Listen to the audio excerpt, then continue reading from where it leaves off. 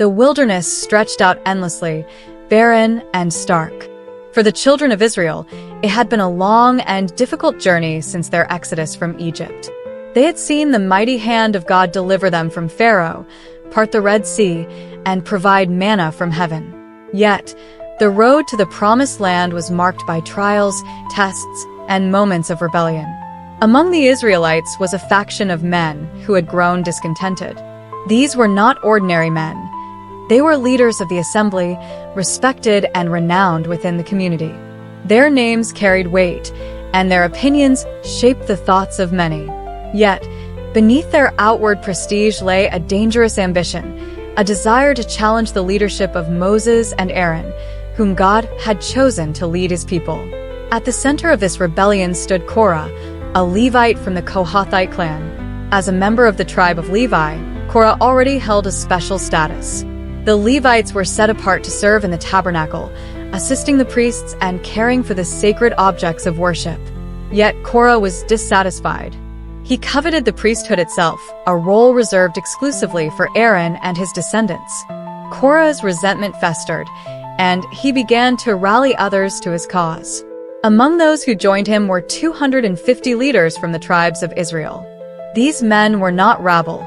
They were men of renown, individuals respected for their wisdom, experience, and influence.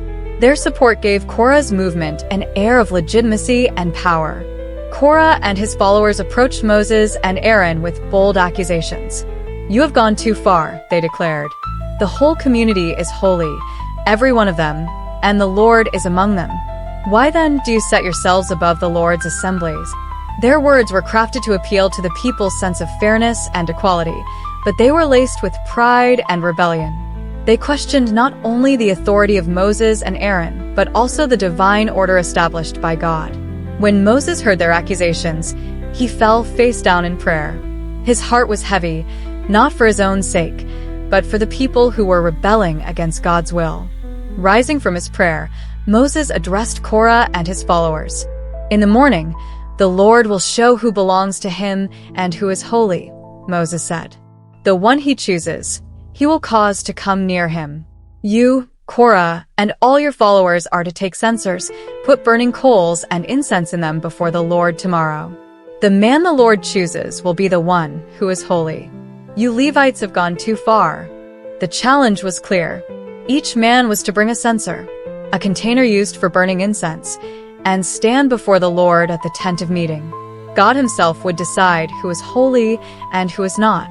The following morning, the 250 men, along with Korah, Dathan, and Abram, stood at the entrance to the tent of meeting. Each held a censer filled with burning incense, a symbol of their claim to spiritual authority. The entire assembly of Israel gathered to witness this moment of reckoning. Tension filled the air, and the people murmured among themselves, uncertain of what would happen. Moses addressed the crowd. "Move away from the tents of these wicked men. Do not touch anything that belongs to them, or you will be swept away because of all their sins." The people heeded Moses' warning, retreating from the tents of Korah, Dathan, and Abram. These three men, defiant to the end, stood at the entrances of their tents with their families, refusing to back down.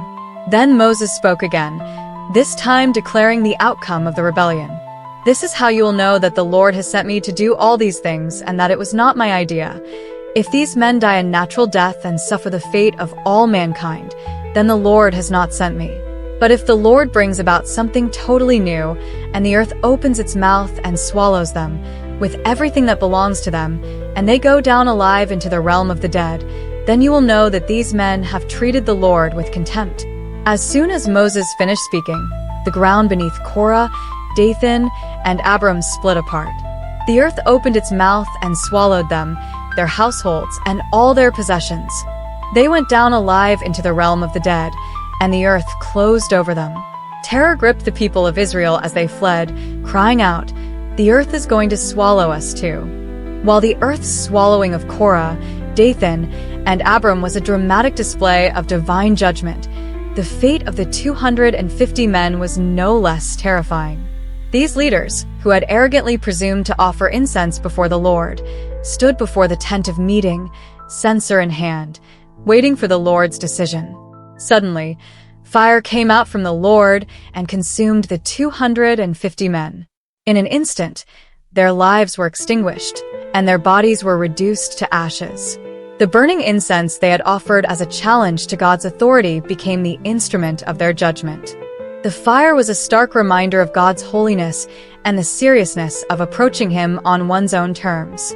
The role of offering incense was not for just anyone to take. It was a sacred duty reserved for the priests, who were consecrated for this purpose. After the fire had consumed the 250 men, the Lord spoke to Moses. He instructed Eleazar, son of Aaron the priest, to gather the censers from the remains of the fallen men. These censers, though used improperly, had been made holy by their contact with the fire of the Lord. Eleazar was to hammer them into sheets to overlay the altar, creating a lasting memorial for the Israelites. These censers are to serve as a sign to the Israelites, the Lord said. No one except a descendant of Aaron is to come to burn incense before the Lord, or they will become like Korah and his followers. The bronze overlay on the altar stood as a perpetual reminder of the rebellion and its consequences. It was a visible testament to God's holiness, His established order, and the danger of prideful ambition. Despite the overwhelming display of divine judgment, the hearts of the Israelites were slow to learn. The very next day, they grumbled against Moses and Aaron, accusing them of killing the Lord's people. Their complaint revealed a lack of understanding and a stubborn refusal to submit to God's authority. Once again, God's anger was kindled, and a plague began to spread among the people. Moses and Aaron acted quickly. Aaron took a censer, filled it with burning incense, and ran into the midst of the assembly. He stood between the living and the dead, making atonement for the people. The plague was stopped, but not before 14,700 more lives were lost. The story of the 250 men consumed by fire is a sobering warning against pride, ambition, and rebellion against God's appointed leaders. These men, who were respected and influential, allowed their desire for power to cloud their judgment. They presumed to take a role that was not theirs, and they paid the ultimate price. Their fate serves as a reminder that God is holy, and His ways are not to be trifled with. The bronze overlay on the altar, crafted from their censers, stood as a lasting memorial to the dangers of arrogance and disobedience. For the Israelites, it was a cautionary tale, a vivid reminder to respect the divine order and approach God with humility and reverence. Today, the story continues to speak to those who would challenge God's authority or seek to elevate themselves above others. It calls us to examine our hearts, to humble ourselves before the Lord, and to trust in His wisdom and guidance. May we learn from their story, walking in humility and obedience, and may we never forget the consuming fire of God's holiness.